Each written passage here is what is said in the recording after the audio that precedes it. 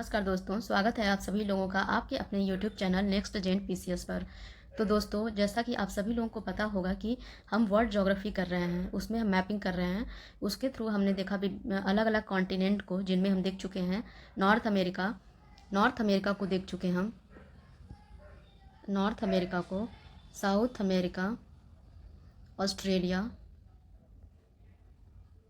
और अफ्रीका की ज्योग्राफी को देख चुके हैं। आज की क्लास में हम शुरू करने वाले हैं यूरोप की ज्योग्राफी को। दोस्तों देखिए, एक क्लास रहेगा और बहुत बड़ा होगा तो काफ़ी बोरिंग हो सकता है, तो हम सोच रहे हैं कि इसके लिए हम अलग अलग पार्ट में क्लास बना दें, छोटी छोटी क्लास, और ज़्यादा से ज़्यादा इन्फॉर्मेशन उसमें डालने की कोशिश करें जो भी एग्ज़ाम के लिए महत्वपूर्ण हैं, और हम वो सारे फैक्ट्स को कवर करें जो एग्ज़ाम में पूछे जाएँ और हमारा इससे बाहर कुछ ना पूछे। तो दोस्तों शुरुआत करते हैं आज की क्लास को। ध्यान से पढ़िए, और हाँ, आप लोग ज़रूर मैप की बुक, एटलस या ऑक्सफोर्ड की बुक लेके बैठें, या सामने दीवार पे मैप ज़रूर चिपका लें। इससे क्या होगा, आपका कॉन्सेप्ट और जो मैपिंग है और भी स्ट्रांग होते जाएगा। तो चलिए शुरुआत करते हैं हम यूरोप की ज्योग्राफी को। देखिए, देखने से ये प्रतीत होता है कि जो यूरोप का हिस्सा है और एशिया का हिस्सा है, चूँकि ये दोनों क्या हैं, सटे हुए हैं, ये एक ही भूखंड है। क्या है? एक ही भूखंड है। एशिया जो है हमारा कुछ भाग, रूस जो हमारा है, रूस, इसका कुछ भाग हमारा एशिया में आता है, तो कुछ भाग इसका हमारा किस में आ जाता है हमारा, इसमें यूरोप में आ जाता है इसका कुछ भाग। ठीक है, तो इसको क्या होती है, एक काल्पनिक रेखा है हमारी, एक काल्पनिक रेखा हम मान लिए हैं, जो ये क्या करती है, एशिया को और यूरोप को अलग अलग करती है। क्या करती है? एशिया और यूरोप को अलग अलग करती है। वो काल्पनिक रेखा हमारी क्या है? वो है काल्पनिक रेखा हमारी यूराल माउंटेन, यानी यूराल पर्वत, कैस्पियन सागर, ब्लैक सागर, और उसके बाद से हमारा है भूमध्य सागर। कौन सा है? भूमध्य सागर। ये नीचे है भूमध्य सागर, मेडिटेरियन सी। ये हमारी जो मिलके है, ये जो है, ये मिलके क्या करती है, एशिया और यूरोप को अलग अलग करती है। क्या करती है? एशिया और यूरोप को अलग करती है। तो हमारा जो रसिया का कुछ हिस्सा जो है, जो भी इसके यूराल सागर के जो पश्चिम में आता है, वो आ जाता है यूरोप में, जबकि जो पूर्व का इसका हिस्सा जो है रसिया का, वो आ जाता है एशिया में। और इन दोनों को अगर हम जब मिला लेते हैं, यूरोप और एशिया को, जो कि ये दोनों एक ही भूखंड है, तो इन दोनों को जब मिला लेते हैं तो ये सम्मिलित रूप से क्या कहलाते हैं? यूरेशिया। क्या कहलाते हैं? यूरेशिया कहलाते हैं। ठीक है, लेकिन रसिया की अगर राजधानी की हम बात करें, मास्को की, रसिया की राजधानी क्या है? मास्को है। मास्को जो है वो यूरोप में आती है। कहाँ पे आती है? वो यूरोप में आती है। ये देखिए आपके सामने है, ये यूरोप का हिस्सा है। ठीक है, जो यूराल पर्वत के पूर्व में जो हिस्सा है एशिया वाला, रूस का, जो ये पूर्व में हिस्सा है रूस का, जो एशिया में आता है, इसे हम क्या बोलते हैं? साइबेरिया भी कहते हैं। इस वाले रूस को हम क्या कहते हैं? साइबेरिया कहते हैं। साइबेरिया। तो अगर आपसे प्रश्न पूछ दे कि साइबेरिया यूरोप का हिस्सा है या फिर एशिया का, तो आप क्या बोलेंगे? यह जो है एशिया का हिस्सा है। किसका हिस्सा है? एशिया का हिस्सा है, और ये यूराल पर्वत के पूर्व में आता है। ठीक है, पश्चिम में जो आता है वो उसका एशिया का हिस्सा हो जाएगा। ये आप लोग ध्यान रखे रहिएगा, जो ये काल्पनिक रेखा है, इसमें मुख्य रूप से आ जाएगा आपका यूराल पर्वत, कैस्पियन सागर, ब्लैक सी, मेडिटेरियन सी। ठीक है, आप लोग इसको ध्यान में रखे रहिएगा। ये पूछेगा एग्जाम में कि यूरोप और एशिया की सीमा कौन तय करते हैं। तो अगर आपको ऑप्शन दे दे, यहाँ पे कुछ और भी दे दे, कैस्पियन सी, ब्लैक सी, मेडिटेरियन सी, यहीं पे कोई और सी का नाम दे दे, या फिर किसी और पर्वत का नाम दे दे, तो आपको क्लियर होना चाहिए यहाँ पे कौन सा पर्वत है, कौन से सागर हैं। ठीक है, ये पूरा क्लियर होगा तभी आप मैपिंग कर पाएंगे। ठीक है, चलिए आगे की ओर बढ़ते हैं। देखिए, जो यूरोप है ना, इसको यूरेशिया का प्रायद्वीप कहते हैं। क्या कहते हैं? एशिया का प्रायद्वीप कहते हैं। ऐसा क्यों? सोचिए, प्रायद्वीप क्या होता है? प्रायद्वीप जो होता है, तीन ओर से जो भूखंड होती है, कोई भूखंड है, वो तीन ओर से जल से घिरी होती है, जल से घिरी होती है। अब आप सोच रहे होंगे यूरोप कैसे घिरी हुई है, तो इधर देखिए, यूरोप का ये जो हिस्सा निकला हुआ है ऐसे, यूरोप का ये जो हिस्सा है, केवल एक हिस्सा इसका जो है भूखंड से, ये जो हिस्सा है केवल भूखंड से चिपका हुआ है। अदरवाइज इसका दक्षिण देखिए, पूरब का देखिए, या फिर उत्तर में देखिए, ये तीनों ओर से क्या है? जल से घिरा हुआ है। इसीलिए इसको क्या कहते हैं? यूरेशिया का प्रायद्वीप। यूरेशिया का प्रायद्वीप। ठीक है, तो यूरेशिया का, अगर एग्जाम में पूछते हैं आपसे यूरेशिया का प्रायद्वीप क्या कौन है, तो आप क्या कह सकते हैं? यूरोप। यूरोप जो है यूरेशिया का प्रायद्वीप है। ठीक है, देखिए इसके उत्तर में जो है, इसके उत्तर में यहाँ पे है आर्कटिक सी। ठीक, इसमें मेंस शो नहीं हो रहा है पूरा, ठीक है। यहाँ पे क्या है आपका आर्कटिक सी है, ठीक, आर्कटिक सी इसके उत्तर में।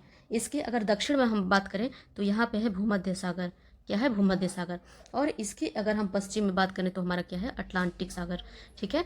तो इसके उत्तर में, इसके उत्तर में पूरा लिख देती हूँ, इसके उत्तर में क्या है आर्कटिक सागर, आर्कटिक सागर। पश्चिम में अटलांटिक सागर, आप लोग लिखते चलिएगा अटलांटिक सागर। और इसके दक्षिण में भूमध्य सागर, क्या है भूमध्य सागर। स्पष्ट हो गया? आप लोग नोट्स जरूर बनाते चलिएगा, ठीक है। और साथ साथ मैप जरूर देखते चलिएगा, मैप को मत छोड़िएगा। अब देखिए, अभी तक तो इससे केवल यूरेशिया का अभी तक पूछ रहा था कि यूरेशिया का प्रायद्वीप क्या है, तो वह है यूरोप, ठीक। अब क्या है, ये जो यूरोप है ना, ये प्रायद्वीप का भी प्रायद्वीप है, ठीक है। समझ, अभी आप लोग समझे प्रायद्वीप का, प्रायद्वीप कहने का क्या मतलब है। प्रायद्वीप मैं पहले भी अभी बताई हूँ, प्रायद्वीप किसे कहेंगे हम, जो 3 ओर से जल से घिरा हो। कोई भूखंड है, कोई भूखंड है, ये जल हो, यहाँ जल हो, ये जल हो, और ये जल हो, ये जो है ये स्थल से घिरा हो, लेकिन 3 ओर जो है जल हो, ठीक है। तो यूरोप तो आप देख ही चुके हैं, मोटे मोटे तौर पे ये क्या है प्रायद्वीप है, तो ये 3 ओर से जल घिरा। लेकिन जो है अब कह रहा है कि यूरोप जो है ये प्रायद्वीप का भी प्रायद्वीप है, प्रायद्वीपों का भी प्रायद्वीप है। इसको नोट कर लीजिएगा, यूरोप जो है प्रायद्वीपों का भी प्रायद्वीप है। अभी मैं उसका रीज़न बताती हूँ, इसका कहने का क्या मतलब है। पहले आप लोग इस पॉइंट को नोट कीजिए कि यूरोप प्रायद्वीपों, प्रायद्वीपों का प्रायद्वीप है। ऐसा इसलिए कहा जा रहा है कि इसमें, क्योंकि इसमें बहुत सारे प्रायद्वीप बनते हैं, बहुत सारे प्रायद्वीप बनते हैं जो सीधे क्या होते हैं जल से 3 ओर से घिरे होते हैं। ये देखिए, इधर देखिए, ये सब क्या है, ये जल से घिरे हुए हैं 3 ओर से, ठीक है। तो आइए देखते हैं इसके मतलब यूरोप के अंदर कितने प्रायद्वीप हैं, उनके बारे में हम स्पष्ट रूप से देखते हैं, ठीक है। ये देखिए, स्पेन और पुर्तगाल को मिला के हमारा, पुर्तगाल हमारा ये है पुर्तगाल, और ये हमारा स्पेन है। इन दोनों को मिला के जो प्रायद्वीप बनता है उसको हम क्या कहते हैं आइबेरियन, क्या बोलते हैं आइबेरियन प्रायद्वीप, ठीक, क्या बोलते हैं आइबेरियन प्रायद्वीप। ये प्रायद्वीप ये हो गया कौन सा आइबेरियन प्रायद्वीप, ठीक। अब दूसरा हम देखते हैं जूटलैंड, जूटलैंड प्रायद्वीप। अब इसमें कौन सी कंट्री आती है, इसमें आती है डेनमार्क। कौन सी कंट्री आती है डेनमार्क। हमारा डेनमार्क कहाँ है, ये रहा, कहाँ पे है, ये जो है ये डेनमार्क है, डेनमार्क। ये कौन सी प्रायद्वीप है, ये आपकी है जूटलैंड, ठीक। अब तीसरी महत्वपूर्ण प्रायद्वीप है स्कैंडिनेविया, स्कैंडिनेविया प्रायद्वीप, प्रायद्वीप। इसमें मुख्य रूप से 3 देश हैं, मुख्य रूप से इसमें 3 देश हैं। कौन कौन से, नॉर्वे, फिनलैंड, नॉर्वे, स्वीडन और फिनलैंड, और फिनलैंड, ये 3 देश हैं। स्कैंडिनेविया जो प्रायद्वीप है इसमें कितने देश हैं, 3 देश हैं। कौन से, नॉर्वे, स्वीडन और फिनलैंड, ठीक है। लेकिन देखिए, अगर ऐसे मोटा मोटी तौर पे देखा जाए तो स्कैंडिनेविया प्रायद्वीप में 5 देशों को शामिल किया जाता है मुख्य रूप से, ठीक है। उनमें 2 देश कौन से हैं, और डेनमार्क और आइसलैंड, डेनमार्क और आइसलैंड, ठीक है। आइसलैंड हमारा यहाँ पे है, ठीक है, और डेनमार्क कहाँ है, यहाँ है। लेकिन ये इसके मुख्य भूमि पे नहीं है, ठीक है। इसका कारण क्या है कि इसका कारण ये है कि इन्हें क्यों शामिल किया जा रहा है इसके प्रायद्वीप में, क्योंकि ये जो 5 प्रायद्वीपों पे जो प्रजाति मिल रही है वो उनमें क्या है काफ़ी समानता है, इसलिए इन 5 को एक साथ नाम लिया जाता है स्कैंडिनेविया प्रायद्वीप के तहत। लेकिन अगर केवल स्कैंडिनेविया में स्थित प्रायद्वीपों की बात करें तो वो केवल मुख्य रूप से 3 हैं, नॉर्वे, स्वीडन और फिनलैंड, जबकि ये दोनों अलग हैं, केवल प्रजाति समानता की वजह से इन्हें स्कैंडिनेविया में शामिल किया जाता है, ठीक है। और एक हमारी है कोला प्रायद्वीप, कोला प्रायद्वीप, यह रूस का हिस्सा है, किसका, रूस का हिस्सा है। इस मैप में आपको शो नहीं हो रहा है, मैं आपको इसको दूसरे मैप में दिखाती हूँ। यहाँ पे है कोला प्रायद्वीप, ठीक है, यहाँ पे है, ये रूस का ही हिस्सा है, ठीक। तो आप समझ सकते हैं कि इसमें इतने सारे प्रायद्वीप हैं, इसलिए इसको यूरोप को जो है हम प्रायद्वीपों का प्रायद्वीप कहते हैं। अब देखिए, जो आर्कटिक वृत्त है, आर्कटिक वृत्त, आर्कटिक वृत्त कौन सी होती है? 66.5 डिग्री उत्तर, 66.5 डिग्री उत्तर जो है उसको आर्कटिक वृत्त कहते हैं। आर्कटिक वृत्त देखिए कहाँ कहाँ से गुजर रही है यूरोप से। इसके मुख्य रूप से ये आइसलैंड, नॉर्वे, स्वीडन, फिनलैंड और कोला प्रायद्वीप से ये होकर गुजरती है। ठीक है, कहाँ कहाँ से गुजरती है? कितने मुख्य देशों से? पहला हो गया आपका आइसलैंड, आइसलैंड। दूसरा आपका हो गया नॉर्वे, स्वीडन, फिनलैंड और कोला प्रायद्वीप। इनसे होकर आपकी कौन सी रेखा गुजरती है? आर्कटिक वृत्त इससे होकर गुजरती है। ठीक है, अब देखिए, जो इसके मतलब ये जो है रेखा आर्कटिक वृत्त, अगर कभी एग्जाम में पूछते हैं इसके मतलब इस रेखा पे स्थित या इसके सबसे नज़दीक कौन सी कंट्री की राजधानी है, कैपिटल है, नॉर्वे, स्वीडन, फिनलैंड या फिर कोला की, तो इसकी कहीं नहीं, बस इसका सबसे नज़दीक जो है वो है आइसलैंड की राजधानी। किसकी? आइसलैंड की राजधानी इसके सबसे, और आइसलैंड की राजधानी क्या है? रेक्सविक। ठीक है, रेक्सविक इसके सबसे समीप है। रेक्सविक जो है आर्कटिक वृत्त के, आर्कटिक वृत्त के सबसे समीप, सबसे समीप यूरोप की राजधानी है। ठीक है, बाकी राजधानियों को आप देखिए, जैसे नॉर्वे का या फिर से स्वीडन का या फिर फिनलैंड का, ये सब क्या है? ये इस आर्कटिक वृत्त के आसपास ना होके ये बाल्टिक सी के तट पर हैं। कहाँ पे? ये बाल्टिक सी के तट पर है। ठीक है, और आइस रेक्सविक के बारे में एक फैक्ट और याद कर लीजिएगा, यह विश्व की सबसे उत्तरी राजधानी है। ठीक है, सबसे उत्तर में कौन है? रेक्सविक है, राजधानी है। ठीक है, और सारे जो ये कंट्रीज़ हैं, नॉर्वे, स्विट्जरलैंड और फिनलैंड, हमेशा आप लोग याद रखिएगा ना, इससे आर्कटिक वृत्त होकर गुजरती है, लेकिन इसकी राजधानी आपकी आर्कटिक वृत्त के पास ना होकर ये बाल्टिक सी के तट पर है। ठीक है, चलिए आगे बढ़ते हैं। अब देखिए, ये जो फिनलैंड है, फिनलैंड हमारा यही है, इसके पूर्व में जो कोला प्रायद्वीप है। ठीक है, कोला प्रायद्वीप पर एक बंदरगाह है, मुर्मुस्क बंदरगाह। कौन सा है? यहाँ पे, इसमें शो नहीं हो रहा है आपका मैप में, यहाँ पे। ठीक है, यहाँ पे मुर्मुस्क बंदरगाह है।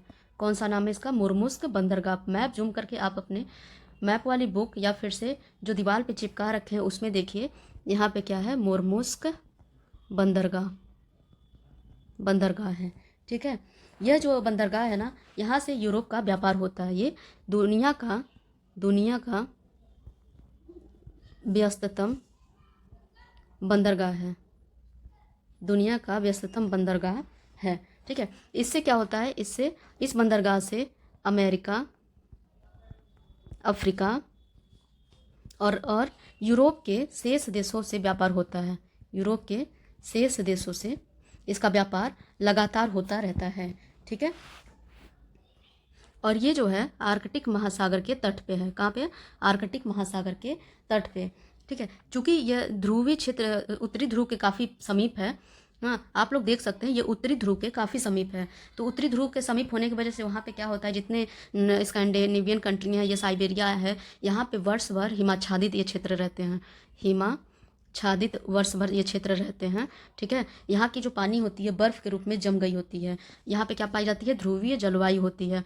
ठीक है, ध्रुवीय जलवायु की विशेषता होती है कि वर्ष भर वो हिमाच्छादित, ठंडी और बर्फ़ उसमें जमे होते हैं। ठीक, इसके बावजूद जो मुर्मुस्क बंदरगाह है, ये साल भर ये खुला रहता है, साल भर इससे व्यापार होता रहता है। इसका कारण यह है कि अटलांटिक, जो उत्तरी अटलांटिक महासागर है, उत्तरी अटलांटिक महासागर, यहाँ से एक गर्म जलधारा आती है। ठीक है, यहाँ से एक गर्म जलधारा आती है जो कोला प्रायद्वीप से होकर गुजरती है और इसके पानी को हमेशा गर्म रखती है। कहने का तात्पर्य यह है कि इतना भी गर्म नहीं कि एकदम गर्म हो। ठीक है, मतलब बर्फ़ नहीं जमने देती है इसके पानी को। इसकी वजह से ये बंदरगाह हमेशा खुला रहता है और यहाँ से जो व्यापार होता रहता है। ठीक है, अब यूरोप की जो हम सबसे पश्चिमी जो इसकी सीमा है, आप लोगों को दिख ही रहा होगा। ठीक है, वो है हमारा आइबेरिया प्रायद्वीप, और यूरोप की सबसे पश्चिमी राजधानी हमारी पुर्तगाल की राजधानी है। ठीक है, पुर्तगाल की राजधानी क्या है बताइए? पुर्तगाल की राजधानी लिस्बन है, राजधानी लिस्बन है। यूरोप की सबसे पश्चिमी राजधानी, यूरोप की सबसे पश्चिमी राजधानी है ये, ठीक है। उत्तरी आप लोग देख ही चुके हैं, रिक्जविक था जो आइसलैंड वाला था, पश्चिमी ये है, ठीक है। और जो सबसे पूर्वी है वो है मास्को, जो पूर्वी राजधानी है वो है मास्को। किसकी राजधानी है? ये है रूस की राजधानी, ठीक है। अधिकतर जो देश हैं आप देखिए, जो यूरोप के अधिकतर देश हो, वो स्पेन हो गया, फ्रांस हो गया, इटली हो गया, या फिर ये क्या बोलते हैं क्रोएशिया हो गया, मॉन्टेनिग्रो हो गया, बहुत सारे देश जो हैं वो मेडिटेरियन सी को टच करते हैं। क्या करते हैं? मेडिटेरियन सी को टच करते हैं। मैं आपको ये क्यों बता रही हूँ? इसलिए बता रही हूँ, अधिकतर देश जो हैं इसे टच हो रहे हैं, लेकिन उसके जो राजधानियाँ हैं वो मेडिटेरियन सी को टच नहीं करती हैं। केवल एक ही देश ऐसा है जिसकी राजधानी मेडिटेरियन सी के तट पर है। वो कौन सी? एक ही जो देश की राजधानी है वो मेडिटेरियन सी के तट पर है। कौन सी राजधानी है? वो है एथेंस, एथेंस की राजधानी, ठीक है। एथेंस की सॉरी एथेंस है ग्रीस, ये किसकी राजधानी है? एथेंस जो है, एथेंस ग्रीस की राजधानी। ये देखिए मैप में आप, ये ग्रीस है और ये रहा हमारा एथेंस, ठीक है। ये कहाँ पे है? ये भूमध्य सागर के तट पर है, भूमध्य सागर के तट पर। बाकी देशों की जो राजधानी है वो भूमध्य सागर के तट पर नहीं है, लेकिन बहुत सारे इसके जो देश हैं भूमध्य सागर से टच होते हैं, ठीक है। अब यूरोप का एक द्वीप है, उसका नाम है माल्टा द्वीप।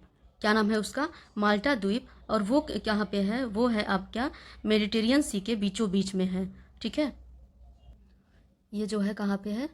भूमध्य सागर के बीचों बीच ये द्वीप है, माल्टा द्वीप, ठीक है। ये इस पे किसका अधिकार है? माल्टा द्वीप पर। माल्टा द्वीप किसका हिस्सा है? पहले ये याद रखिए, ये है यूरोप का हिस्सा, यूरोप का हिस्सा, ठीक है।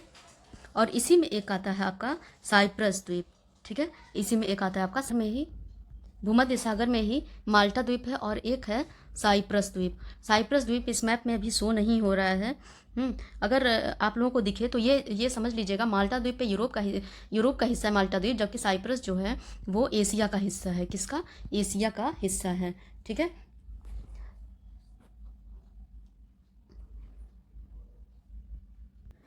चलिए कुछ आज की क्लास में अन्य बातों को देख लें। यूराल पर्वत जो है एक ओल्ड फाउंडेड माउंटेन है, ओल्ड फोल्डेड माउंटेन है। कौन? यूराल पर्वत, ठीक है। यूराल पर्वत अगर आपसे पूछे किस प्रकार का पर्वत है तो आपको बताना है ओल्ड फोल्डेड। जबकि न्यू फोल्डेड माउंटेन कौन से है? न्यू फोल्डेड, इसमें आ जाएगा आपका Rocky, Andes, great dividing range,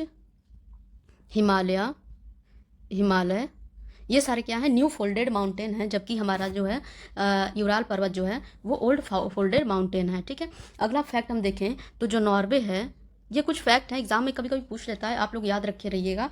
Norway को क्या बोलते हैं? मध्य रात्रि के सूर्य का देश बोलते हैं, मध्य रात्रि के सूर्य का देश, ठीक है। और उसके बाद से यहाँ पे ये जो क्षेत्र है ना, ये फ्योर्ड बनाते हैं। ये जो स्कैंडिनेवियन कंट्रीज़ हैं, स्कैंडिनेवियन कंट्रीज़ ये फ्योर्ड बनाते हैं। अब आप सोच रहे होंगे फ्योर्ड क्या होता है, ठीक है। फ्योर्ड होता ये है, यू आकार की घाटी होती है। क्या होती है? यू आकार की घाटी होती है, ठीक है।